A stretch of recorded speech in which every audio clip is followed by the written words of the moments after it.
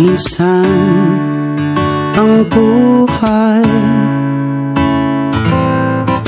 sadya pa itong makulay. Mayroong saya, may lungkot din itong dala. Parang hangin na darama, pero hindi naman ito nakikita tulad sa... Itong mga to, dito pa tagpuan, landian sa amin. Kaya nga, maghihiwalay din yan.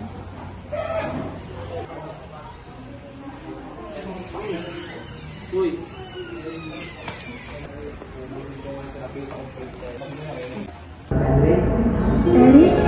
The best.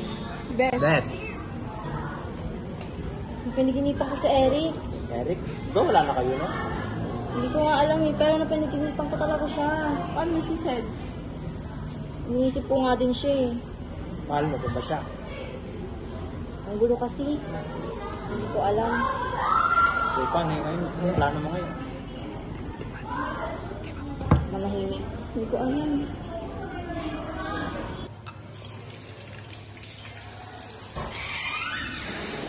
Sabi ko naman eh, dito lang naman natin ko. Persian, hindi ka na ba rito? Nagpunta ako dito dahil alam ko may sasabihin ka. Kasi, Sean, si Elena panaginipan ko na naman. Hindi na siya umalis sa isip ko. Hindi ko na alam gagawin ko. Ikaw kasi, nasa iyo na. Sean, ano pinatalo? Alam mo na hindi ko pinatalo sa Elena. Kung alam mo lang, gabi-gabi siya ang iniisip ko. Bakit di yung pinaglaban? Hindi pinaglaban. Siya, alam mo, may pinaglaban ko si Ellie. Mahal na mahal ko si Ellie.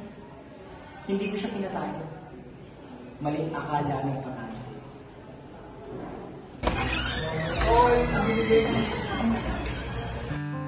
Sa tuwing naaalala kita, Ellie, hindi pa rin maalis ang tinta na dala mo sa aking isipan.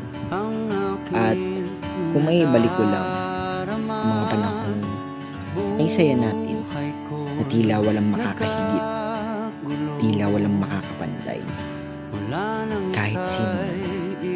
At alam kong alam mo na minahal kita. Hanggang ngayon talaga, hindi pa rin nakakausad si Eric kay Ellie. Hanggang kailan niya kaya titiisin na nakikita niya may bago na si Ellie?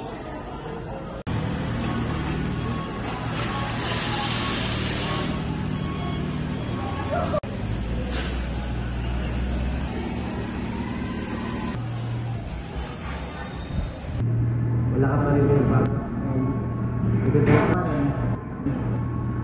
Kailan kaya magiging tama ang pagmamahal na dumating sa maling panahon?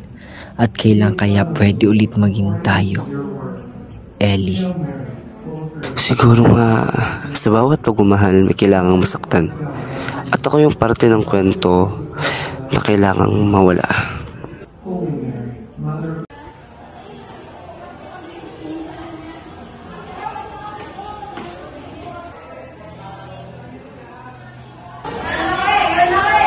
Ano? Iniisip ko na naman si Ellie. Kailan ba siya naman sa isip? Sabi ko na nga ba, siya ang iniisip ko. Bakit di mo siya puntahan? Sa dati na pinapuntahan, sa kamuling ng pwesto. Sigurado ako nandun siya. Halika, sasamahan kita. Tara na. Sed, sino naman iniisip mo? Sino ka ba? Ito si Ellie. Pwede mo punta sa paborito niyong lugar? Yun na nga eh. Eh, kasama ko siya nung nakaraan. Hindi ko nung makausap nung maayos. Para lagi may iniisip na malalim. Siya, tara na.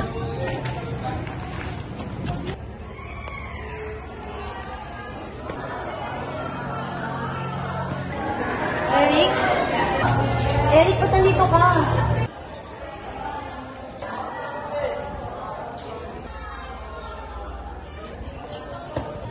Ellie, ano to? Seth, ba't nandito ka? Ako, Ikaw, anong ginagawa niyo dito? Mali yung nasa isip ko. Anong mali? Kitang-kita ko lahat mga pinagagawa niyo dito. I'm so sorry, Sed. Sorry.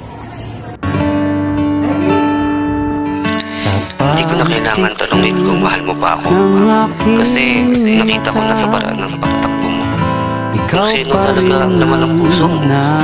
Sana lang sa susunod, huwag mo nang hanapin si Eric sa taong hindi siya. At simula ngayon, tinatanggap ko na. Pero ang sakit pa din, Ellie.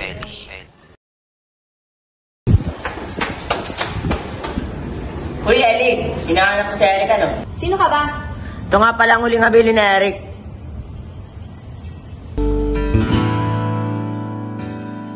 Ng puso mo at